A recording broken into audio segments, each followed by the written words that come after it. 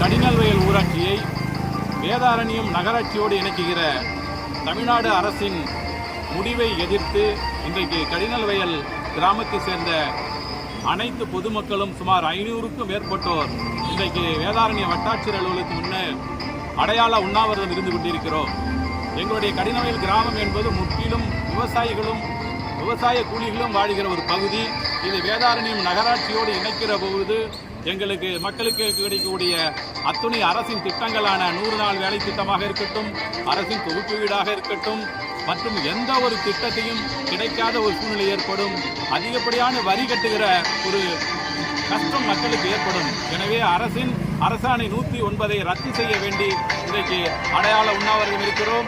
அரசு உடனடியாக எங்களுக்கு ஒரு நல்ல நீதியை வழங்காவிட்டால் நாங்கள் சாகும் வரை உண்ணாவிரதம் என்கிற ஒரு அடுத்த கட்ட போராட்டத்திற்கும் தயாராகும் என்பதை இந்த